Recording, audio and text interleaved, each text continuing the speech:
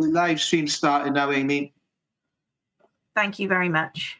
Okay, could I ask the licensing subcommittee members to come onto screen, please? Thank you very much. Good morning, all. Thank you for joining us this morning at the licensing subcommittee meeting of the 18th of October 2024. My name is Amy Rudman, and I am the Democratic and Scrutiny Services Officer who is supporting the meeting today. May I remind everyone present that this meeting is being live streamed as well as recorded via the internet, and therefore this recording will be archived for future viewing. If a participant wishes to speak this morning, can they please use the raise hand function button, which is in the bottom centre of your screen. And when invited to address by the chair, please could all participants ensure that their microphone and camera is on when they're actively participating. Please ensure that all debate is raised verbally and not via the chat function for the sake of the recording. And could I please say good morning and welcome to the interested parties that we have with us this morning. So that's Mr. Guinard and Ms. Jones, who have kindly joined us. In terms of other introductions, I have my colleague Mark Thomas, who is providing technical support with me today from Democratic Services. We also have Mr. Richard Price, who is the legal officer for the Vale of Glamorgan Council, and Ms. Evans, who is the licensing officer from the Vale of Glamorgan Council. As you can see, the licensing subcommittee members are on your screen currently, and I'm sure they will introduce themselves shortly. But first, the first order of business this morning is to ask for nominations of chair for this meeting, please. Can I nominate Councillor Pam Drake, please? And I second that. Thank you very much. Just to confirm, there's no other nominations? Nope. Thank you. Then Councillor Pamela Drake is duly elected as the chair for this committee. Over to yourself, please, Chair, for declarations. Right, thank you, everybody. Under item number 2, can I ask members whether they have any declarations of interest? Nope. No. Therefore, I welcome everyone present, and I would request that you identify yourself if you were able to take part and whether you made written applications to the authority. Thank you very much. Right, under item number 3, this is a report of the Licensing Authority under the Licensing Act 2003, variation of a premises licence for the Golden Lion, 39 Glebe Street, Penarth. I will now hand over to our licensing officer, which I believe is Kirsty Evans, who will outline this report for our subcommittee to determine the application having made regard for the Council's licensing policy under section 18/3A of the Licensing Act 2003, the application and any representation submitted. Thank you.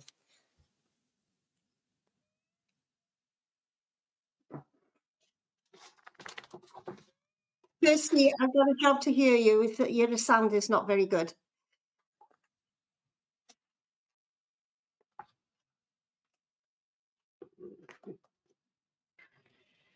Kirsty, if you would be so kind as to leave the meeting, close the browser window and rejoin via your invitation link, please.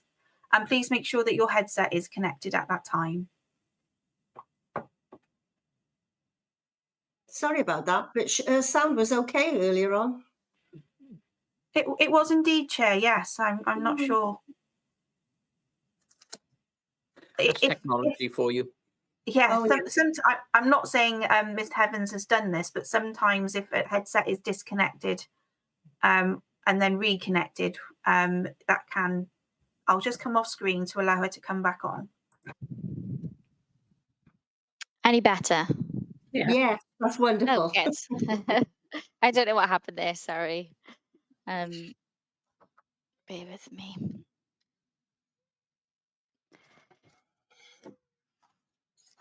Okay, so on the 22nd of August 2024, the Licensing Authority received an application to vary a premises licence relating to the Golden Lion, 69 Glebe Street, Penarth. The current premises licence can be found in Appendix A of your report, and the variation application that was submitted is detailed in Appendix B. So the proposed application is to extend the opening and licensable activity timings to, so we've got the sale of alcohol for consumption on and off the premises, Monday to Sunday, 0800 hours to 0000 hours. Recorded music indoors, Monday to Sunday, 0800 to 0000 hours. Live music, Monday to Sunday, 1100 to 2300 hours. And the open end hours, Monday to Sunday, 0800 to 0030 hours. So members are aware that live and recorded music have been part deregulated by the Live Music Act 2012, and therefore no authorisation is required for live or recorded music taking place at this premises between the hours of 800 and 2300 hours before an audience of no more than 500 people. So in terms of the music, members are looking at, it would be the recorded music, Fridays and Saturdays, 2300 to so every day, sorry, 2300 to 0000 hours. The application includes an operating schedule, which sets out the steps that the applicant proposes to promote the licensing objectives. These are detailed in section 16 of the application form, which is in Appendix B of your report. During the consultation period, we received 19 representations from local residents who opposed the requested extension in licensable activity hours, alleging that the proposals undermine the licensing objectives. So a copy of the representations can be found in Appendix C of your report. Some of the representations make reference to obstruction of the highway by the premises, and this is a separate issue that is being dealt with outside of the licensing regime by the Highways Department of the Council, so that's not a consideration for members today. The applicant has provided a statement in response to the representations, which is detailed in Appendix D of your report, and this statement has been circulated to all those who've made representations. No representations were received by any of the responsible authorities. The police did initially make a representation, but this was withdrawn, and instead the applicant and police have agreed for conditions to be imposed on the licence. A copy of the conditions haven't been included in the report, but have been circulated to members separately as additional information. So these agreed conditions include maintaining a CCTV system, a challenge 25 policy, signs advising customers to leave the premises quietly, maintaining an incident log, and I think finally it was no person under the 18 to remain on the premises after 2100 hours. So as we've received representations, members are asked to determine the application having regard to the Council Statement of Licensing Policy, the guidance issued by the Home Office under Section 182 of the Licensing Act, the application submitted, and any representations. Thank you, Chair. That's it from me. Right. Does any member wish to ask Kirsty for any clarifications on her report? No? No? Thank you. Now, can I invite the applicant and their representatives to present their case, please? I presume that they're both on board here at the moment. Yes, that's Which is Mr. Harper. Paul? Yeah. Hi, good morning, everybody. Good morning. Good morning. Good morning. This application was just to put in to place so we could try a bit more later sales till midnight during the week. We tried this out in June when we applied for temporary event notices, and we thought it worked well, and we thought, let's put this application in and see it, if it goes ahead. I've been there for 16 years, and I really thought that I was a part of the community and make them, people could come and talk to me. When I saw this, all the objections and representations, I wrote the statement just to clarify and put people's minds at rest. And I do hope that if people do have any issues with the sound or the music, they can feel free to contact me on my mobile phone or speak to me. We do regular checks up King Street because of the noise, and with me and my management team, we keep it at low, the jukebox music after 11 o'clock, which is one of our conditions of our license at the moment. So we could keep that down. I do hope that clarifies things, and we try and be for the community, and just making sure people are happy and like that.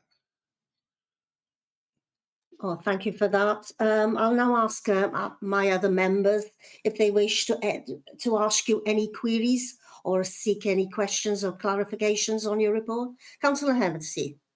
I think Jane was first. Oh, I didn't see her name come up. Sorry. Thank you, Chair. Thank you. Just one question. Do you serve meals in your premises? We serve a full menu till 9 o'clock, and then till 10:30 we do like munchies, like chicken wings and stuff like that. So yes, we do food. Now, this menu, you quoted in one of your statements about breakfast. What time do you actually start cooking in the day? Start cooking at midday. The reason for the early opening hours was just for if people ask me if they're going away on holiday and there's a group of them and they want to pop in early, and I cook them at breakfast, or for international rugby days, when Wales are playing New Zealand or things like that. So instead of me putting in temporary events notices, I've requested the license to start from 8 o'clock in the morning. In our minds at the moment, it's not something we'll be doing at 8 o'clock in the morning. At the moment, we're opening up at 11 o'clock, which is early enough for us at the moment. But it's just for the one-off type things. Yes, it's just to save admin time of putting in temporary events notices every time. Thank you. Councillor Hennessy. Yeah, hello, Mr. Harper. One of my questions is, your current alcohol license is for 10 o'clock, right? Do you think there's any need, according to the paperwork I've got on here, you want to start sale of alcohol for consumption on the premises for at 8 o'clock? Do you think there's any need for that? Like I refer you to my previous response, as in the only reason we're doing that is if people are going on holiday, or there's a rugby match or something like that. It's going to be like on one-offs. Instead of me applying for a temporary events notice to open when people ask me and stuff, say like a football team are going away or doing something, they come in, we cook them breakfast, and they have a pint before they leave. It's not something we'll be doing every single day. Okay.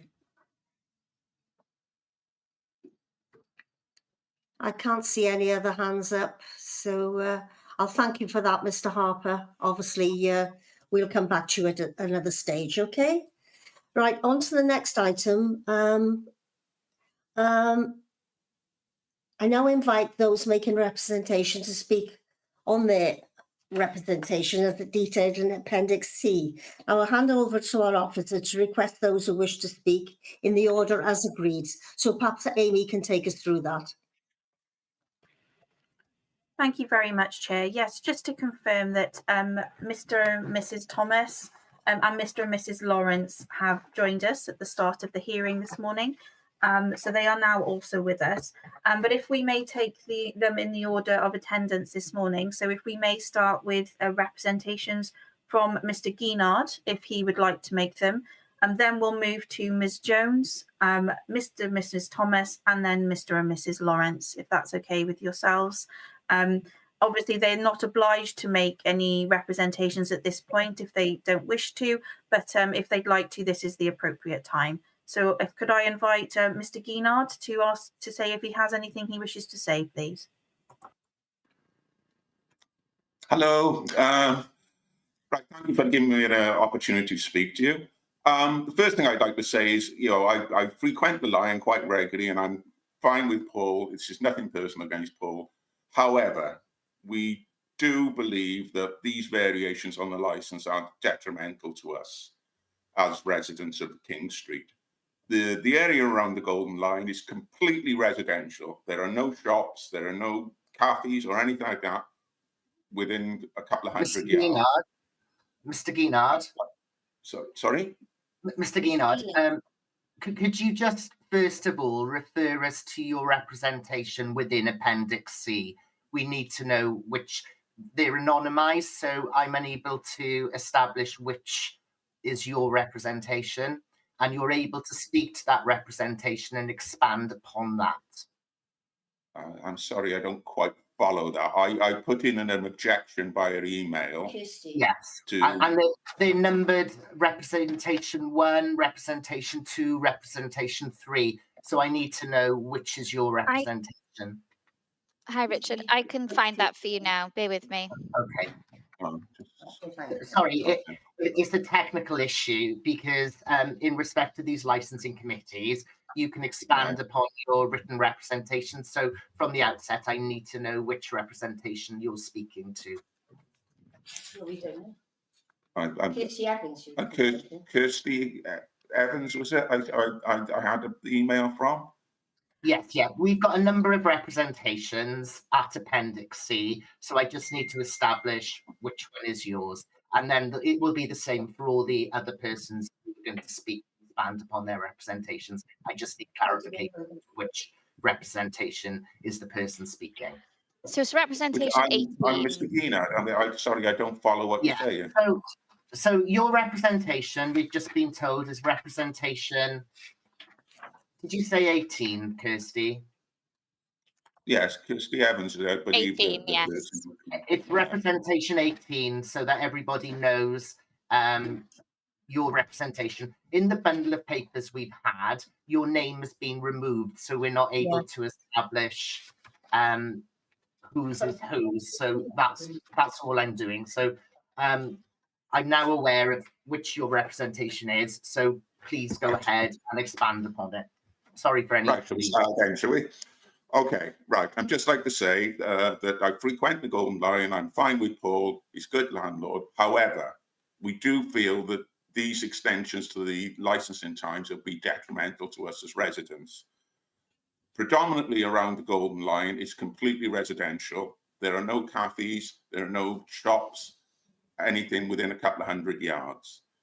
Now, you know, one of the things Paul did say in his response letter was that he would be able, or he would look to doing a restricting entry for new customers after 11 o'clock in the evening. Now, this I feel is completely unworkable.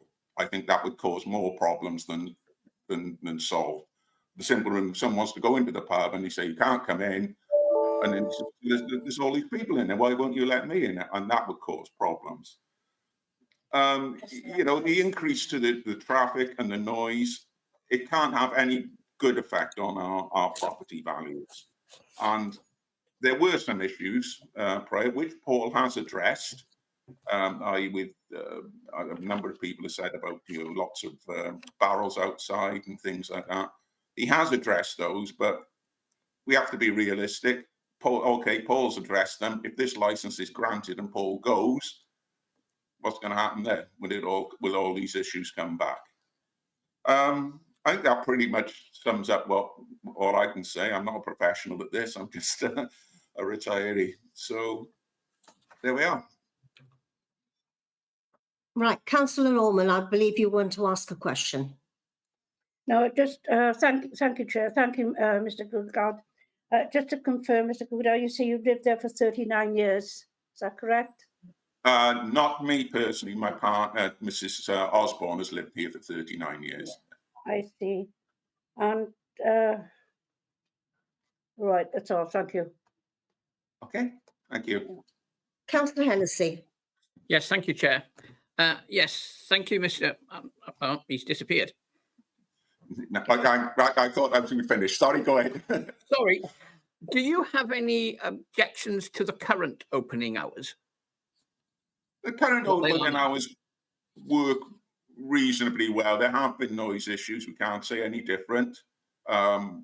when we have spoken about them, they have been resolved, but I mean, they're resolved one day and happen again another day. So that has happened. Okay. And you know, with the restrictions since the smoking ban, of course, people go outside for a cigarette. Now, if you've got a jukebox, and they have a very good jukebox in the Golden Lion, the noise is going to come out the door. There's just no two ways about it.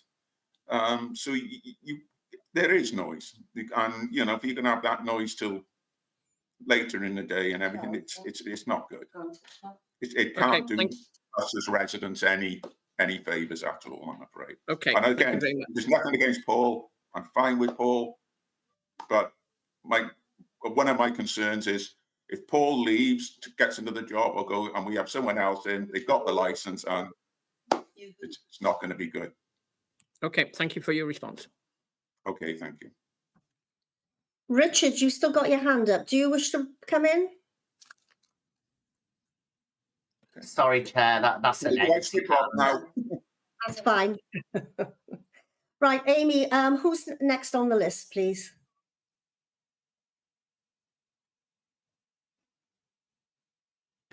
That would be Ms. Jones, Chair. Right, could I call Ms. Jones in, please? Hi. Can everyone hear me okay? Yes, Yep. Mr. Price, would you mind coming off screen momentarily just so Ms. Jones can come on? Thank you. Oh, if you could press your activation button, please, Mr. Price. That's it. Ms. Jones is with you now. Sorry to interrupt, Chair. Could we possibly know which representation Mrs. Jones I'm is? just going to ask that. It's representation 12. Thank you. Right.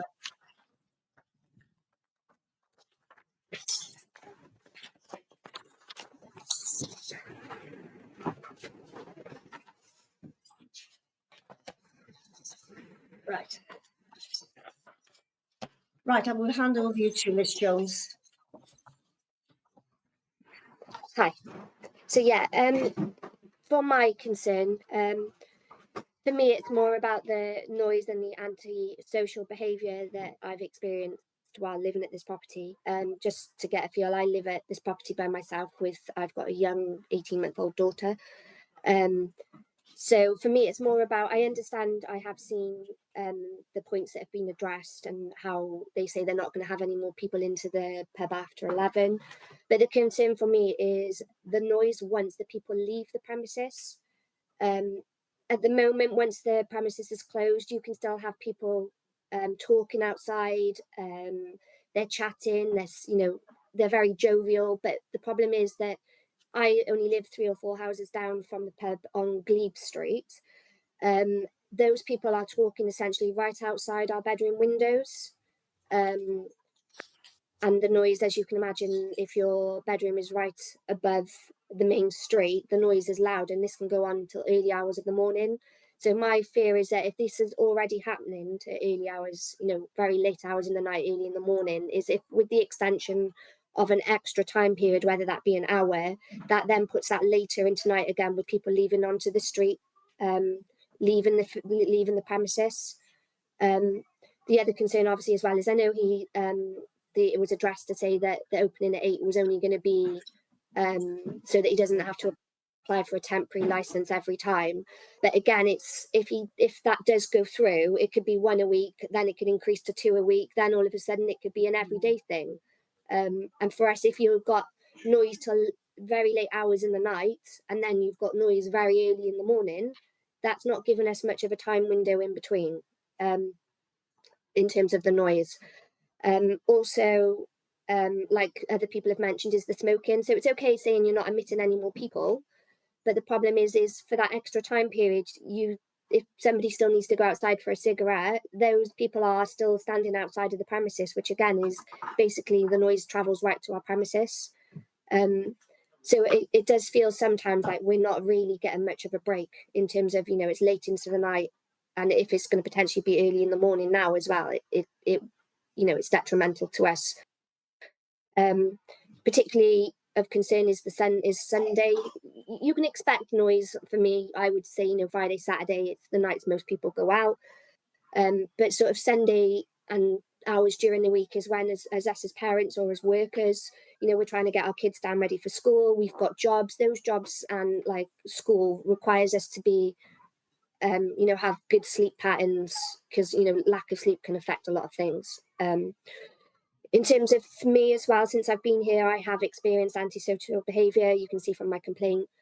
I've had to, and as a young woman with a young child, having to go out on my door and approach antisocial behaviour, it can be quite daunting.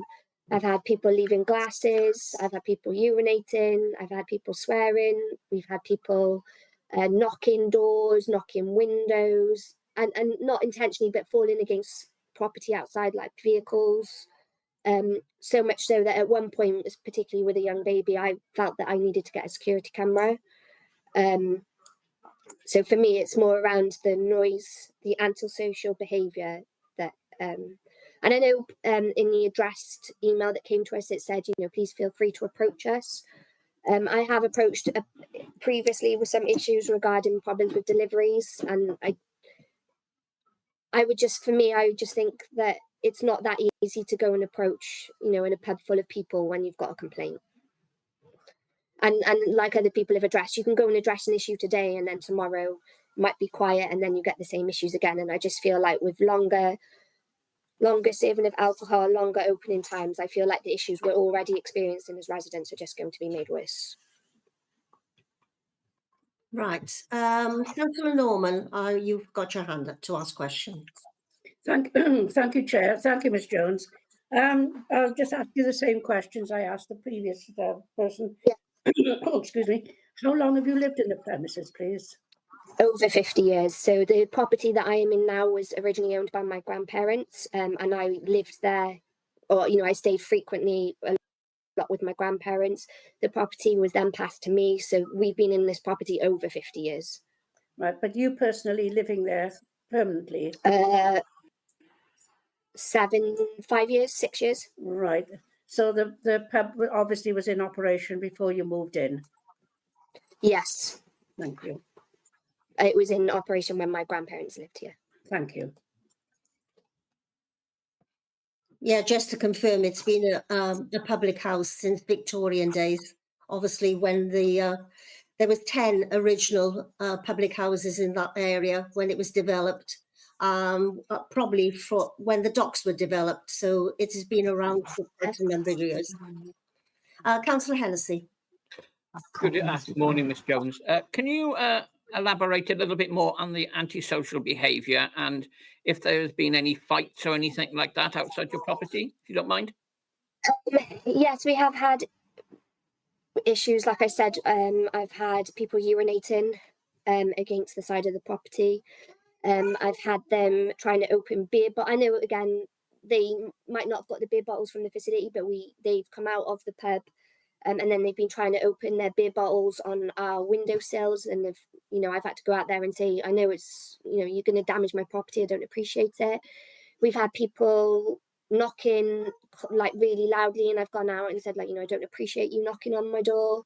We've had them leaving glasses and then the glasses get broken. We have had people using foul language and swearing when there's been a disagreement.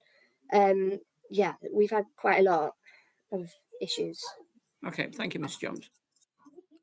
Can I ask, who have you reported this antisocial behaviour to? Well, we haven't reported it officially to anyone. We've just been trying. Well, normally if there's any antisocial behaviour, I go out and try and deal with it with myself, as in ask them to move on or don't damage anything. Like I said, I have had a previous issue before, which I've gone and approached the pub. But for me, I find it quite intimidating to go and walk in there and say I've had a problem with a pub full of patrons. That's my opinion. There is a pub on the separate corner, the other area, and he has put something through the door with his contact details and an email address to say if there's any issues. Sorry, my little girl's in the background, apologies. But I don't necessarily, okay, go on. I don't necessarily think it's that easy you know, to go and approach full of people and make a complaint. Councillor Norman, you've got your hand up again. Yeah, thank you. Thank you, Ms Jones. Have you ever thought about calling the police to an incident like this? To be honest, there's quite a lot of residents in a close proximity, so there has been times when there has needed to be police called. I think I've called maybe once, but they'd already received a complaint, you know, another phone call. Whenever there is a big fight on the street, normally one of the residents will call and the police are, yeah. And I can't hand on my heart say that, you know, they've come from the pub and these, but whenever there's any trouble in the street, like a large fight or shouting, normally one or two of the neighbours will. But you can't confirm which of the two pubs these people have come from, can you? No, it's more from that direction, but again. Thank you. I just wanted to ask you one question. I noticed from your photographs you've taken photographs of cigarette butts being dumped in the by the drain, and is that round the side of the building or round the side of the public house? I don't think that was my photo. I don't believe I didn't attach any images. Oh, but right. there are buckets, or there are buckets now by the side, but originally there wasn't. They were all just being thrown into the drain and in the street. Right. Thank you very much for that. Right then, there's no other questions for Ms Jones. I thank you for your attendance today. Amy, who's the next one on the list for, please? The next to address is Mr and Mrs Thomas, Chair. Just to confirm that Mr and Mrs Groves have joined us. If Mr and Mrs Groves could lower their hand temporarily, please. And we will obviously add you to the addressing list. Thank you very much. So the next is Mr and Mrs Thomas, if they wish to address.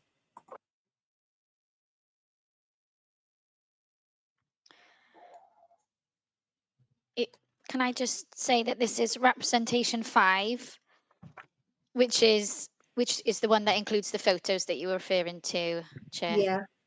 All right. Okay. I don't believe Mr and Mrs Thomas. Could you press the large activation button in the bottom centre of your screen, please, if you would like to address?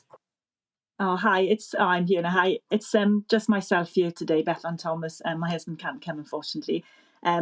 Yeah, so I just want to kind of support everyone else's comments as well, really, because there's been a number of objections. I think I said 19. So I hope, you know, as councillors, you take into account everyone's objections, not just the people who are here today. And we have had a strong response of objections. And we totally understand it's a business, and we understand that pubs are going through a difficult time, especially since COVID. But I think there needs to be a balance on, you know, the needs of a business interest compared to the needs and well-being of residents. And sometimes I think there is more of a priority of business needs rather than residents. Like people have said, it's a residential area. You know, just to answer your question, we've lived here 20 years and we have seen a deterioration in the noise recently. And I think it's just, as I said as well before, when people have said before, if this is just one-off occasions to be open early, we will have no control as residents if that's a one-off. If the licensee applies a temporary license, we could object. But if it's, it could happen now once a month, then within a few weeks it could be weekly, then it could eventually go on and on that it's kind of open longer. And I'm concerned about the response from the licensee. It felt like there was a lot of onus on residents to complain, residents to contact the pub, residents to bring up issues. We're all people who've got busy lives, families. We're not there to police the pub. We're not there to inform them of issues of rubbish and noise and behaviour. That's the responsibility of the pub to manage the pub, not us to be informed. If they don't notice the noise, if they don't notice the cigarette butts, if they don't notice the kegs on the road, on the pavement are going to cause issues with people, it's not our responsibility to keep on telling them. They need to take responsibility themselves for these issues. And obviously we've noticed the bins in the front since, but only after so many complaints of things being put in place. There doesn't seem to be much proactive behaviour in addressing these issues.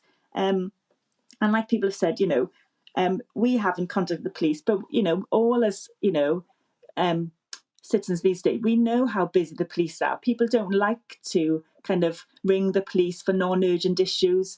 We don't like to make a fuss. People just, so it's difficult to ring the police unless it's an urgent issue. You don't feel as people that you should do that. And again, to contact somebody, the pub to bring up complaints, it's not an easy thing to do.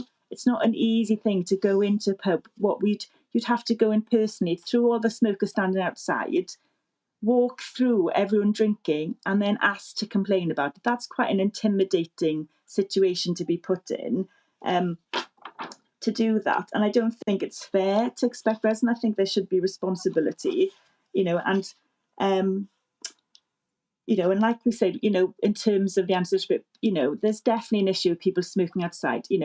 It's very rare that I can walk on the pavement outside the pub. I always have to walk on the road around or cross the road because there's people standing outside. And when they're smoking, we've got children. I don't want my children to walk past, cigarette smoke. It's not healthy. I don't want to have to walk on the road to avoid people. And when people are outside, there's a group of people, they're mostly men. I sometimes feel quite intimidated. Sometimes I get comments as a woman. I don't want to have comments as I'm walking on the roads, on the street right next to my house. I think it's inappropriate. Sometimes they're noisy, inappropriate language. And it's quite intimidating to have to experience that, So there is definitely antisocial behaviour. We've noticed urinating on the street, glass on the floor. We've got a right to feel safe. We know we live near a pub. We chose that, but still we have got a right to have our opinions counted. We've got a right to feel safe and secure. The noise nuisance, the light pollution, the litter. There's a lot of live sports being played, and excessive drinking. It's not just drinking for pleasure, it's excessive drinking to get drunk, so there's a difference. And when there's sports played, there's excessive noise, cheering, exuberance at various times of day, evening. We cannot have the windows open and this is happening. And the noise from the beer garden carries. There's shouting and arguing. So it's got excessive. We've witnessed people vomiting. This is a family area. There's young children, there's babies, there's elderly residents. It's about that balance, isn't it, of keeping everyone happy. And at the moment, I think the balance is tipping in favour of the pub and not the residents. And I think there needs to be more of a balance of thinking actually about everyone's well-being as residents. And I think it's excessive to make it later. This isn't, I know people they don't want to lose business for drinkers going to town. Well, actually, this is a residential pub. This isn't a pub for all hours for drinkers to come for the whole night. I think it's just not appropriate. I think that's it. And we've got an autistic child who really has sensory sensitivities of noise. And sometimes he finds that noise distressing.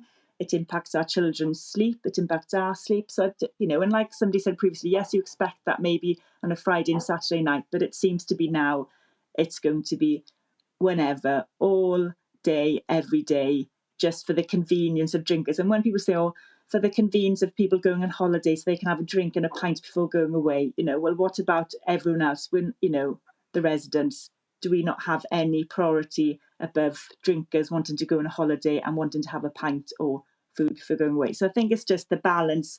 It doesn't seem in favour of the residents at the moment. So I think, I hope there's numerous responses, objections. I hope you take into account everyone's objections and take those objections seriously, really. I'm happy to answer any questions or explain further. Right, Councillor Norman, you've got your hand up first. Thank you, Mrs. Thomas. Just you're saying about people stood outside smoking, etc., and having to walk past them. Well, I wouldn't have thought you'd be walking past them at 11, 12 o'clock at night, would you, really? They're smoking all hours of the day, whenever. We're not discussing all hours. We're talking about extending a licence hours now. Unfortunately, on a licensing committee, we have to just go by what we've got in front of us. Happy to answer that. But there would still be noise, people talking, and if they're drinking for an extra hour or more hours, they're going to be more loud, more drunk, more rousy, and then smoking outside and making all that noise. So that would make a difference, that noise, being outside at that time of night. And we would hear it because we would be trying to sleep and not being able to sleep. Maybe we wouldn't be walking past it, but we would hear it from our houses whilst we're trying to sleep and get our children to sleep. Thank you. Councillor Hennessy. Hello. Thank you, Mrs. Thomas. Councillor Norman did ask one of the questions I was going to ask. So in your representation, you've put that there's a constant smell of cannabis from the beer garden. Has this ever been reported? I haven't said constant. I've said the smell. You said a smell of, sorry, I apologise for that. A smell of cannabis from the beer garden. Has this been reported? No, we haven't reported this, no, but we have noticed the smell. Again, you don't feel like, I think if you reported every smell of cannabis, you would be ringing the police constantly, so so you don't feel like you can, again, it's putting the onus and responsibility on the residents to complain. Well, if we're smelling cannabis, the staff at the pub must be smelling cannabis. So it's their responsibility, not always the responsibility of residents to complain and bring up these issues. The responsibility lays with the licensee holder, not us as residents. Okay. And my second question, do you have an issue with the current opening hours? It's that balance, isn't it? We want the pub to be successful. We haven't got an objection. We chose to live. We knew it was a pub. It's not a personal issue, again, like people have said, but the noise is excessive. And ideally, I'd like it not to be open so late, not to be so noisy, but there's compromises, isn't there? And that's what we're trying to do. And I think, now at the moment, yes, we could compromise, but for it to be extended would be too much. It wouldn't be a compromise then. It would be just completely in favour of the business. So would I like the hours to reduce? In an ideal world, yes, but also, I respect that it's a business, it's a pub, and we live here. So there's that balance, I think, that needs to be met. Okay, thank you for your answer, Ms. Thomas. Thank you. The one thing I might have missed, Councillor Norman's asked other members this. How long have you actually lived in the property? 20 years. I think I said earlier, 20 years. Thank you very much. Right. No other questions? Thank you very much, Mrs. Thomas. I'll ask Amy now to say who's the next one in line. Thank you, Chair. Yes, the next speaking, if they wish to, would be from Mr. and Mrs. Lawrence, and Kirsty Evans, the licensing officer, will obviously confirm the representation number for you. Thank you. 19.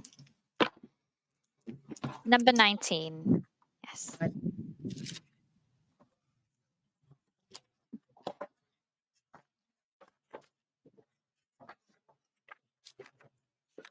Right, thank you. I've managed to turn the paperwork over now.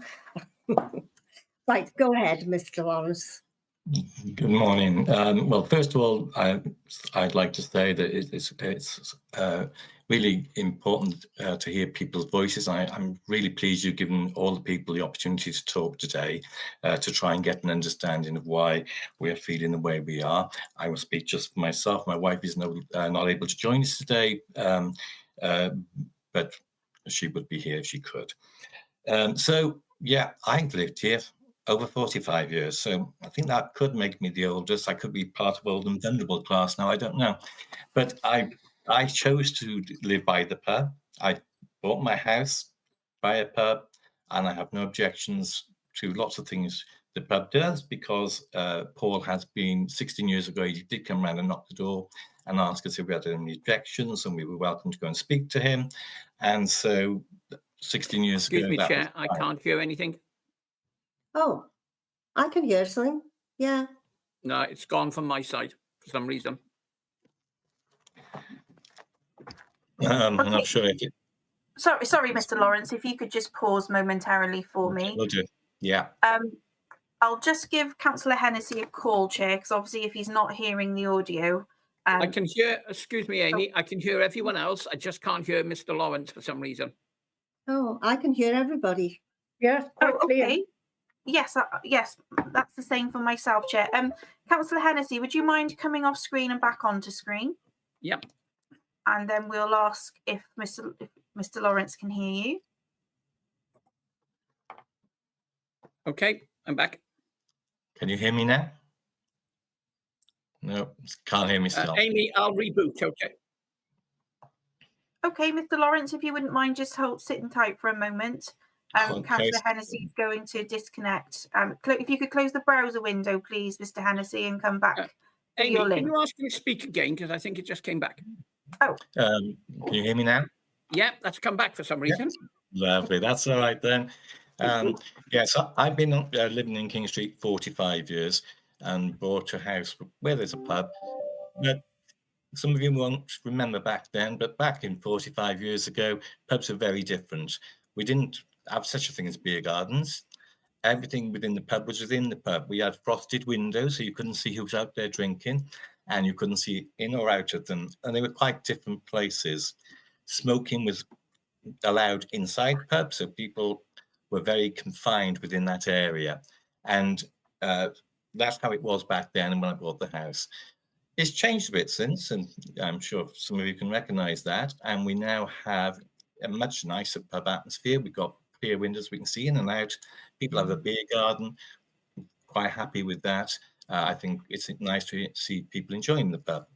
Have no issues about that.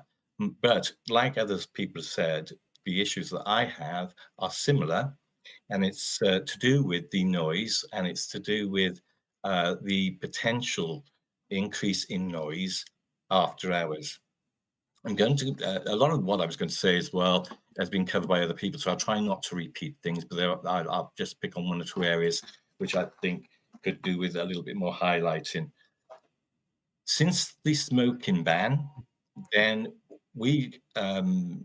our road has been with terrace houses, very narrow pavements, so the smokers have to come out onto the street, and they usually gather there. A lot of them very polite, no issues. They will separate for you to go through. Others, you feel you need to go around. I have to do my own risk assessment when I'm walking back to my home. The welfare out there, as other people have said, the door opens, the music comes out. Regarding late at night, I do go out late at night. I'm afraid I do come home when the pub is closed because I've been to another establishment in Penarthus Open. So I have to go past people. Late at night, even as a man, I feel vulnerable, and I then do my risk assessment differently because I don't want to go in between smokers. And I avoid the situation and go around. What's sort of is one of the concerns for me is if you extend the hour, then there are going, as has been said before, there are going to be people out there later. The landlord and staff do all they can. I've never had any issue with them. They really try hard to sort things out. But once people have had a few drinks, it is not so easy to manage them. And signs saying be quiet, as we just heard about the police and what they put in place. A sign saying quiet is wonderful if you've got people who've had a drink or two, but the more people have, the less chance there is of you sort of controlling their behaviour or asking them or removing them. And I know, as Paul would have said in his response, he has removed people before, and that's fine. I accept that. But going back to Mr. Guignard's point about, actually people out there smoking and trying to manage that, you're not going to let new people at past 11, is nigh on impossible. I don't see how that can actually work. Regarding the opening early, I don't have issues at 8 o'clock in the morning because I'm off to work. This is a thoroughfare for children going up and down to Albert Road. So I do have concerns about the children going back and forth. If it was to be rowdy, I don't think 8 o'clock after a pint, it is going to be rowdy. But taking on board what other people have said, which I hadn't thought about, as a one-off, it's not so bad. But once you have a license, we know that things can deteriorate. So the people as well who are smoking also block the pavement. And I know that won't be handled here because it's a separate issue apparently to the barrels. But if you can imagine, you've seen the pictures that another respondent has sent in of the narrowness of the pavement. dodging those kind of things, dodging the people who are out smoking as well. It's you cannot get to your own home very easy access, because they're out there early in the day, of course, and all the way through different ones. So I hope you will take on board seriously our concerns. You'll notice nobody said anything negative about the management, because we accept we want to live together, and we like the pub at the end of the road. It's not, I popped in there myself once or twice, but the noise late at night, I've got grandchildren. I've got to try and get to sleep sometimes, and the noise is just going to be too much. We live with it on the weekend, but please not during the week as well. Thank you for listening to me. Thank you. Councillor Hennessy, you got your hand up. Yeah, good morning, Mr. Lawrence. Thank you for your representation. You mentioned children walking past the pub around 8 o'clock in the morning. What's the nearest school to it, please? Albert Road. So they go up to school from Glebe Street and from the Penarth Heights and that way. And King Street is a thoroughfare up to Albert Road, where the children go. And obviously there's about 4 journeys a day going up and down when you think of lunchtimes and the nursery and different things like that. Okay, thank you. Councillor Norman. Thank you, Mr. Lawrence. You mentioned, we're just chatting now about children going back and forth to school. Well, surely under the present licensing hours, the people would be there during the day and when they come home from school anyway. So, and far more numbers, I would have thought, than children going to school. That people been outside first thing in the morning. Yes, absolutely. But we're not looking at this in isolation. We're looking at the whole environment for the children, both here and who are travelling through. You asked other people, would I want to close the hours down and do things like that? Yes, perhaps I would, but we need to come to a compromise. As Mr. Thomas said, we'll live with some alterations. There may be some amendments you want to put forward, or the landlord wants to put forward to the application that could be considered. But we can't look at things just in isolation and pick on one little bit of it. We've got to look at this as a whole thing. Thank you very much. I don't think there's any further questions for you, Mr. Lawrence, and I thank you for your attendance. So, Amy, who's the next? Is it? Yes. Amy Yes, so, Groves, is it? Yes, it's Mr. and Mrs. Groves. And if the licensing officer could confirm the number of the representation for us. Representation 2. Right, thank you. Hello, good morning. My name's Pat Groves. My wife can't be here today. It's just me. Okay. Can you hear us? Can I what, sorry? Can you hear us? I can hear you, yes. Can you hear me? That's oh, fine. yeah, he can hear me. Carry on then. Cool. So have you read out my application number, sorry? Mm-hmm. Okay, cool. So we live next door to the Lion on King Street. We've been here for nearly 7 years, and we have 2 young children, a 3-year-old and a 11-month-old, who, because it's a 2-bed house, both sleep in the same room at the front of the house, which faces King Street because it's the biggest room.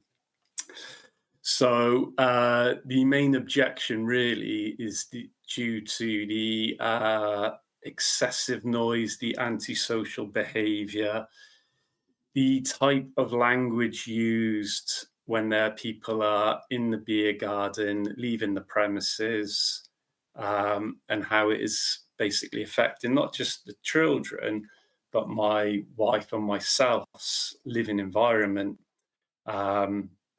We've had people banging tables, regularly banging tables, swearing, yelling, to the point where my eldest is saying that she's scared and we have to take her into our back bedroom to put her to sleep.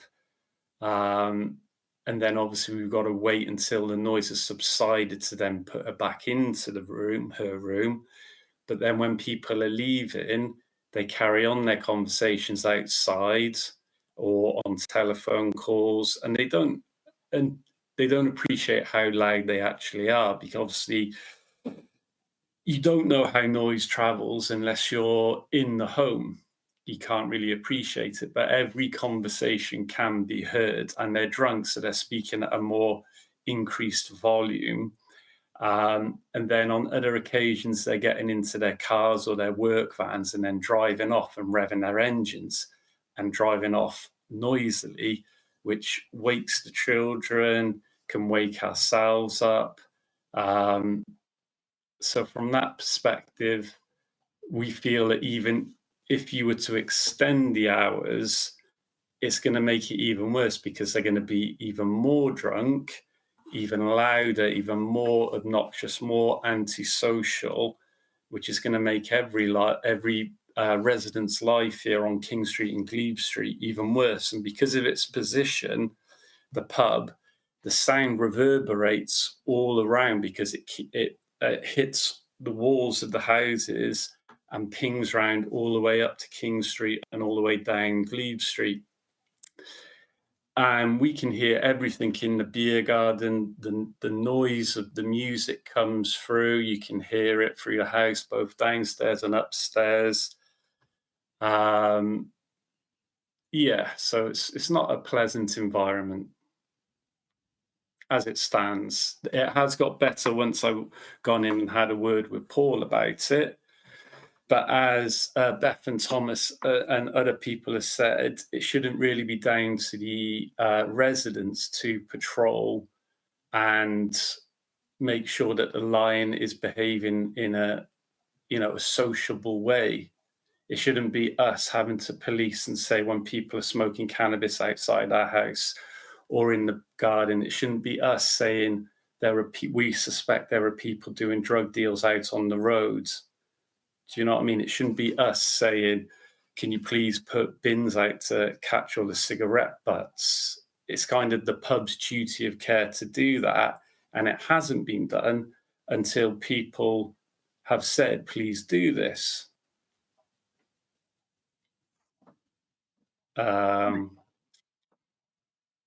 Yeah, I don't know what else to say, really, that it's just not very... It's deteriorated in the last 2 years, definitely, since they've emptied out the benches and made more space in the beer garden. They've attracted a different clientele, whereas before it was a lot more sports based and people would go in there and watch the football, and it was a lot more calmer, where now you've got on some nights really, really loud dance music that can be heard very clearly all the way up the road. And then with that, the behavior is, to be honest, atrocious. No, I'm not. I wouldn't feel safe going in there to complain. Do you know what I mean? Like to say, oh, I should go in there, or I need to text to say it's too noisy. It's ridiculous. It shouldn't be down to me to say, look, please, can you make sure your pub is behaving in a proper way? Why should it be down to the residents? Surely you should be doing that as your own business. Why should it be us doing all the checks and balances? Do you know what I mean? Is Paul saying that he's unable to do that without our help? That his staff aren't able to observe and see that the behavior is not nice behavior, is not acceptable, and it's down to us to be the kind of ombudsman of peace and civil behavior. Is ridiculous. Yeah, I just think it's not nice. And I think it would only get worse, significantly worse, if you were to extend these hours. And like people have said, if you let people come at 8 o'clock, it may be a one-off. It won't be a one-off thing, because why is it being asked to be done from a monetary value? because they want to get more money, more profit. Okay, if it's a success, they're going to keep doing that because there's a financial gain to have. And then it's just going to be constant drinking, constant noise, constant, as we said, not nice behaviour. Right, Councillor Hennessy, you got your hand up. Oh, I'm sorry. Did you want to say anything else, Mr. Groves?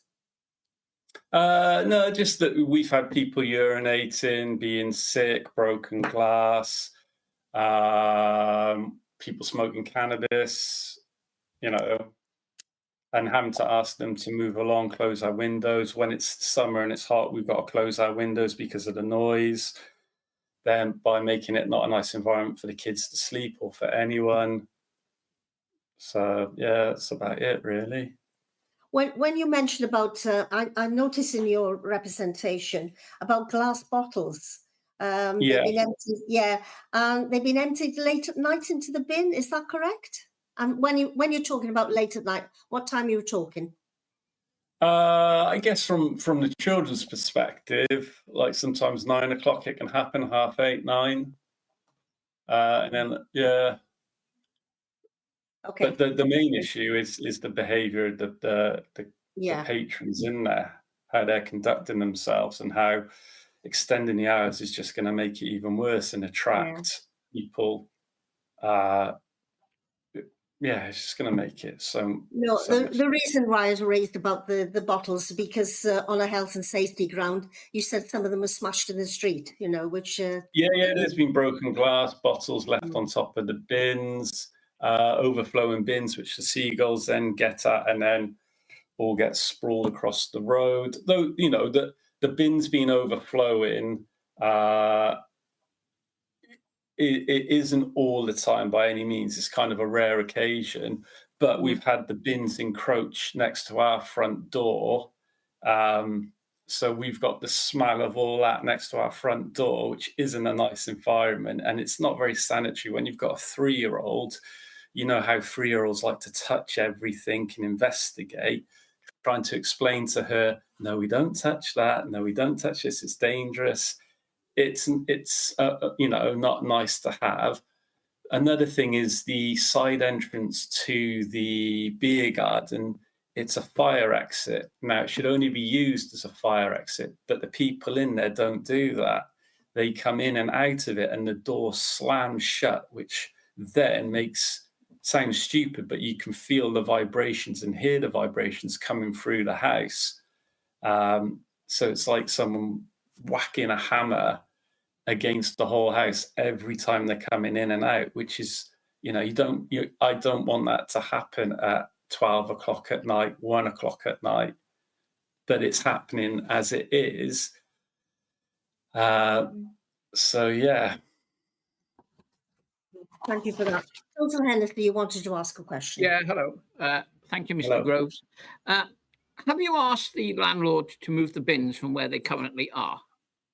Yeah, Paul has done that, but as of today, there's one next up to our door. Paul, when we've asked him to do it, Paul does do it, but Paul's not always there. He's got an assistant manager. Paul's been really good, and we've noticed that when Paul's not there, the behaviour of the whole standards slip. Okay, and secondly, from some of the photographs we've seen as a committee, there's bin fag butts and everything dropped everywhere and all over the road and stuff. Are there facilities on the pub for people to put their butts and everything in? I believe there are. I think in the beer garden, I presume there's ashtrays. And then I think they put out buckets full of sand at the front for them to do that. But like I said, I've got 2 young children, so I don't have the moment to get out of the house, to be honest. But does the patron who runs the pub, do they come out and sweep up all this stuff when the cigarette butts are all being dropped on the floor and things on a regular basis? That I couldn't say. I mean, when we've complained, it did get tidied up, and then you'll have a couple of days where it's a bit messy.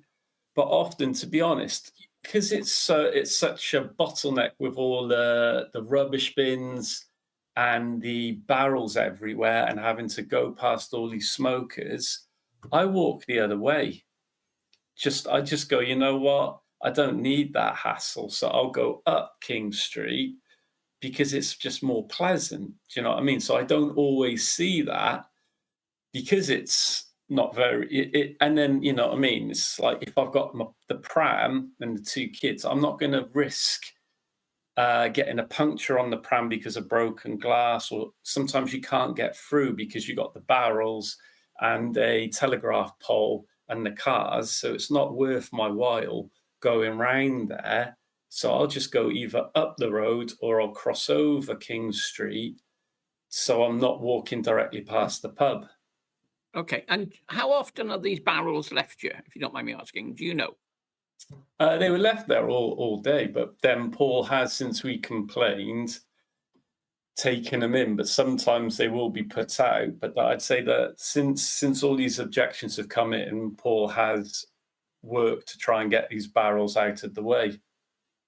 Okay, thank you. But you got to take into consideration if you're going to extend the hours, there's going to be more drinking, so then there's going to be more waste. Where are they going to house those barrels? What are they, where are they going to put all these bins?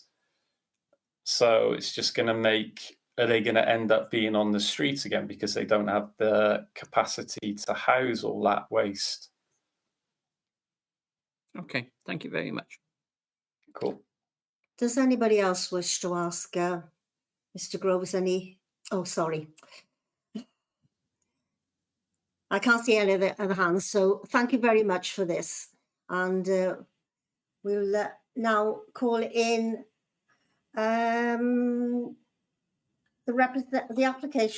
applicant and their representative to make a brief closing statement, summarising their case and closing marks. If I may, Chair, just to clarify, we have had a message in the chat. Just first of all, just want to confirm that there's no other interested parties that have joined us during the duration of those representations. So all of them have addressed. They've all spoken.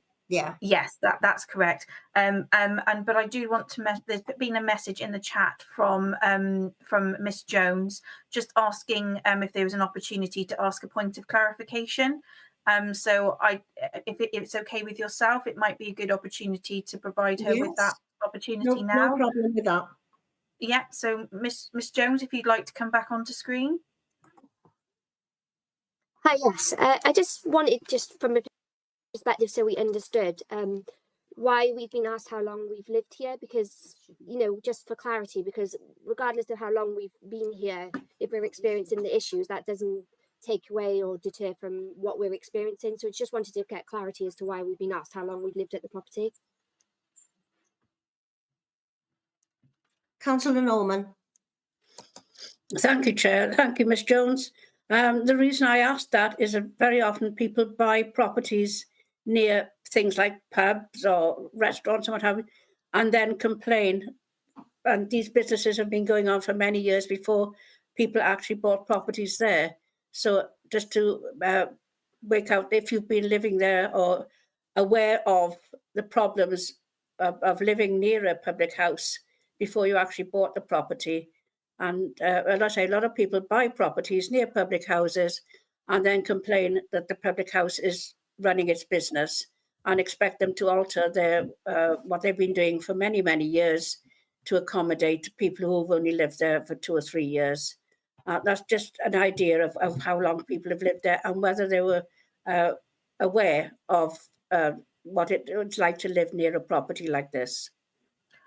If I may also add, Chair, obviously the committee do need to gather as much information as possible in order to make their decision in relation to this.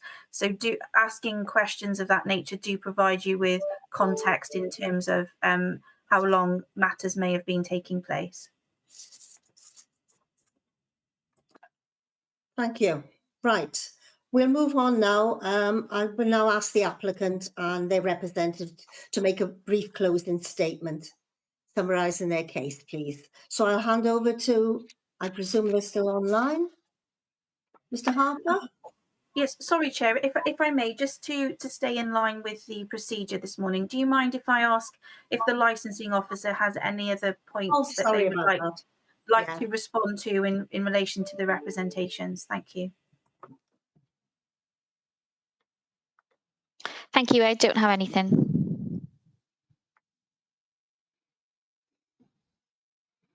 Right. So yeah, so we may go to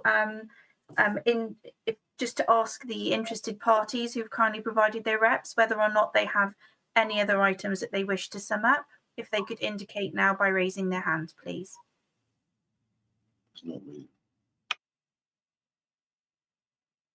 Mr. Lawrence.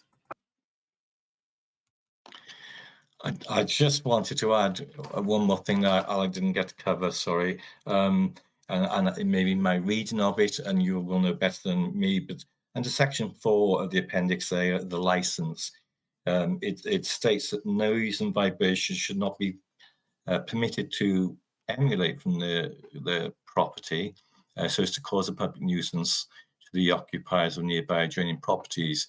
And I would argue that that is happening anyway, and I just want to, I don't know the law, I don't know the document fully as you would do, but I just wanted to point that out, that in my opinion, that's already happening. Thank you.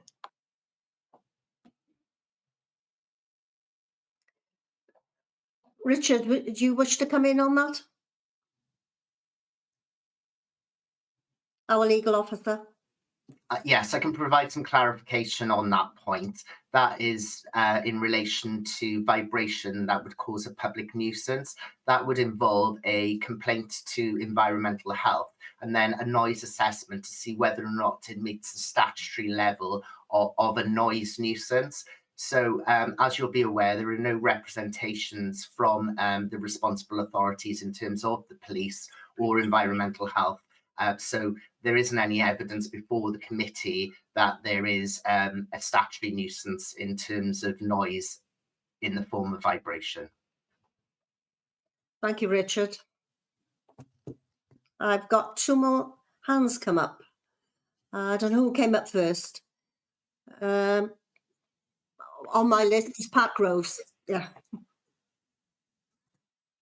Hi, I was just going to say that we didn't know about the legislation that you had to complain to environmental health for it to be an issue, if that's going to bear any weighting on the outcome.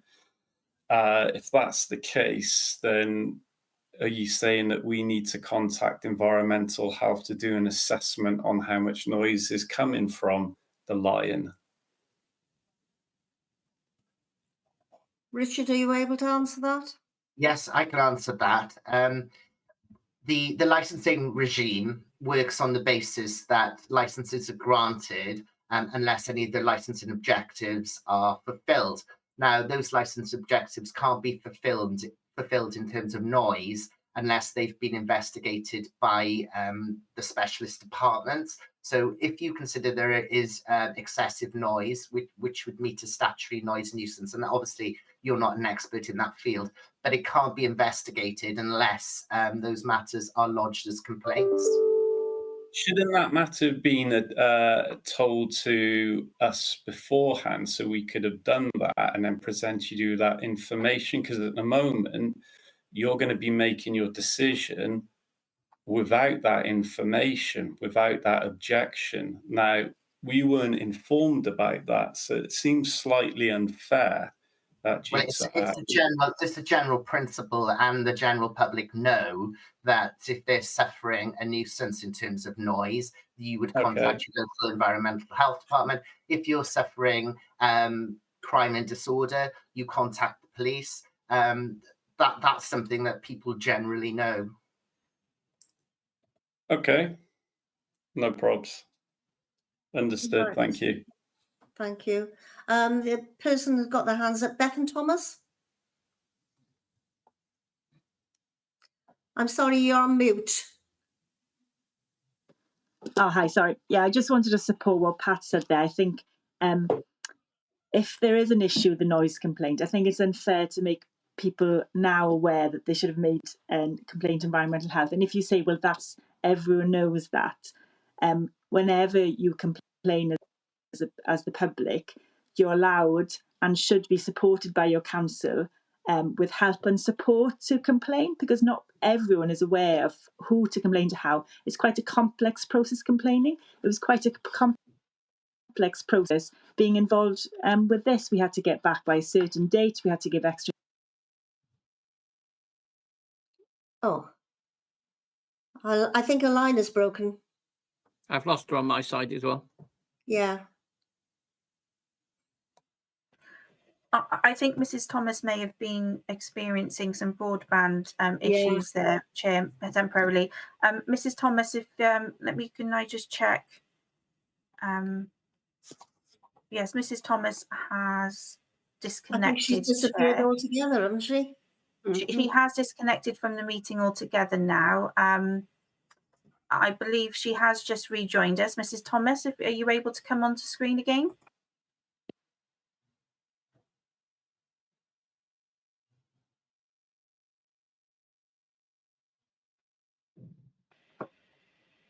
Mrs. Thomas, we can see that you've rejoined us. Would you like to come onto screen? Sorry,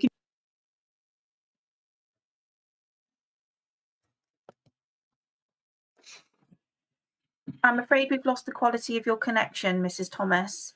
But obviously we did hear your representations in terms of your support for the comments raised by Mr. Groves, and the point being made that you felt it important that residents being given support on how they are able to complain formally.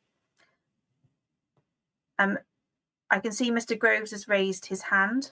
Yeah. Did you want to come back? I was going to say, I don't think, because you haven't had anyone, anything come through from the environmental health about the noise, I'd say that's most probably due down to people's negligence, that they didn't know that they had to do that, or how about going to do that. But that doesn't mean that there isn't a problem here, or that it's going to get worse. Do you know what I mean? I think, no, I didn't know that we should have done that. Had I known that, then yeah, we would have gone and done that. We would have gone and spoken to environmental health and said, look, we're thinking this is not really allowable, and maybe it's too noisy, or what should be done. Do you know what I mean? Just because to say that everyone knows that's a bit of a gross generalization, isn't it? Mr. Groves, I've made my point in that regard. If the license were to be granted, a license is always subject to review, so you can bring about a review. But what the committee can also do is take on board your representations in terms of noise today. All I'm saying is we don't have representations for noise from the responsible authority, who would generally bring those to the attention of the committee where there is a problem premises, which is predominantly concerned with noise. But of course, what's been said today about noise will be taken into account. Okay, thank you. Okay. Nobody else wishes to raise anything? No, I can't see any other hands going up. So I will go back now to ask the applicant to make a brief closing statement, please.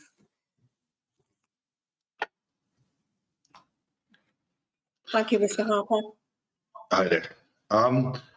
Just to clarify on a couple of points, I put in my statement that I sent around to everybody. The bins are now inside the garden and the barrels are not outside. They're inside the garden and they only come out now on bin days, which today to Friday to the general waste bin is out. I've listened to the responses of what they've said about that, the bins and the waste, and I've made sure they're in the garden, they're locked, secured, because I've got council contract and they get collected. Regards to the people smoking out the front, I put 2 ashtrays out there and we do sweep the front regularly, 4 or 5 times a day. With the matter about the noise, at 11 o'clock, when the beer garden shuts at 11 o'clock, as per my licence, we shut the beer garden, no one's allowed in there. People do go outside the front and smoke at 11 o'clock. They're not allowed to take their drinks out there, and usually as a member of our staff, there's 2 of us there, keep an eye on it, and if they're noisy and if they're starting to shout it, yes, we could try and control it, calm down, or you're not coming back in. So we ask them to be considerate of our residents. Also with, so I lost my train of thought. Also with the mornings, this is a very rare occurrence which we'll be opening for. We're talking about a Lions test every 4 years, or maybe one spring for the rugby. And I've been asked to open early in the past 12 months twice. So this is it's not an everyday occurrence, and it won't be happening all the time. I'm not asking the residents to police, but if I do not know that people have got a problem, I can't find a solution. I'm trying to work with the residents and be helpful, and I don't believe that my pub is intimidating, and I want people to feel free to contact me. That's why I've just always said they can contact me personally and on my mobile phone, even when I'm not there. I've got 2 good supervisors who control it, and I always keep an eye on them as well. I don't feel I won't be rambling. I just hope that in my statements, I show that I've seen the problems that have been raised, and I have already implemented it and fixed things. The back door gate isn't used after 11 o'clock, and it isn't banging. Unfortunately, I have to use it to take my bins out, and we don't let customers out there. But as it's a fire exit, I can't lock it. I'm looking at maybe putting a magnetic lock on there, so when the fire alarm goes off, it opens it up. That's something I'm dealing with my fire safety company, and we're looking into that. With the rules of cannabis and drugs, I've got a very strict no tolerance policy, and I have worked with South Wales Police on a number of initiatives in my time there. If I smell somebody stinks of cannabis, and my staff do, we refuse service, tell them to leave and go. Unfortunately, if someone does it up the road, I'm not up the road. And if I knew about it, I will stop it straight away. And I've got 0 tolerance on drugs, and a ban is a ban for life for me. It's not. I've been there 16 years. So when people are banned, they're not coming back. I do hope I put my point forward, as in, I'm trying to work with the local community. I keep the noise down on jukeboxes. I turn it down at 11 o'clock, so it's not loud. We normally only have it in the front 2 areas, so it's not in the back area. There is no jukebox in the garden. We only have the music commentary on in the garden for live sports. And normally at that time of night, there is no live sports. So be turned down. Anybody else got any questions for me? Please don't hesitate to ask. And that's me. I hope that helps. I've got one question to ask. It's about disposable vapes.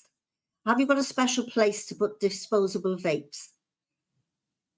Because they can cause a lot of fires and damage. They just go in the general waste bin when we find them. Yeah, well, they should be going to a special place, really. Okay, I'll look into that. I'll speak to I've got a contract with the council. Yeah, so because we do get issues with the council, and we've had issues with other councils when they've been put in black bags. They cause fires. So thank you for bringing that to my attention, and I'll look into it. And if you could look into that, because it's one of the bugbears of mine. Okay, I will do. Councillor Hennessy.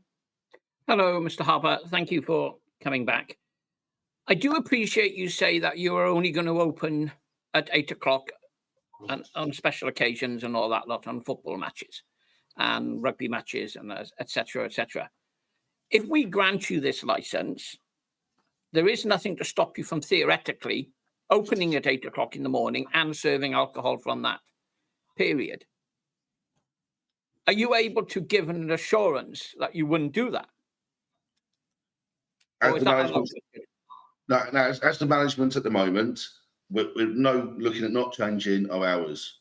As in at the moment, we only open at 11 o'clock at the moment, and it's only for special occasions for the sports.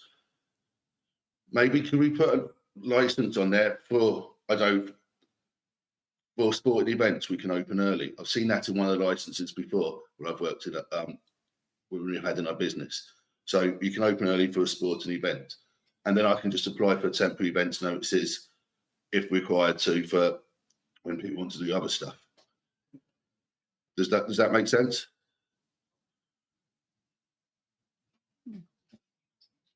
Okay, thank you, Mr. Harper.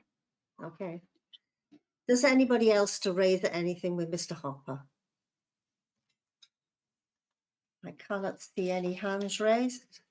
Thank you very much, Mr. Harper. I will now advise that the subcommittee will now retire to deliberate this item in private. Thank you all for your attendance today, and I'll hand over to the officers to advise on the next stage. Thank you very much.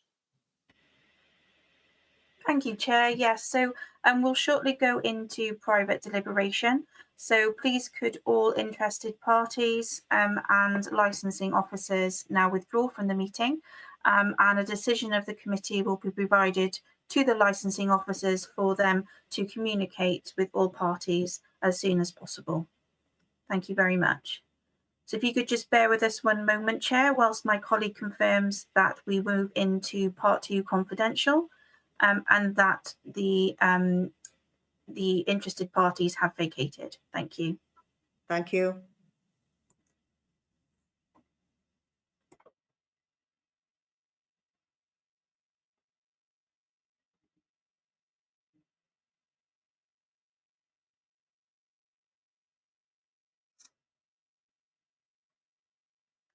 So Mr. Guinard, if you could kindly disconnect for me, and Mrs. Thomas, if you could kindly disconnect, please. The meeting is now moving into private deliberation.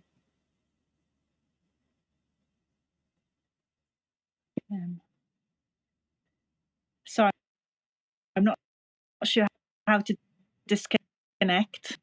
If you use the leave meeting button, Mrs. Thomas, in the bottom left-hand side of your screen, or you can just close the browser window down. They've left now, Amy. Bear with me. I'm just going to activate the confidential option. Yeah. Thank you. And if you could kindly toggle the interested party attendees off as well on the system, Mark, just so we don't have any accidental reconnections. Thank you. Yeah, will do. Bear with me.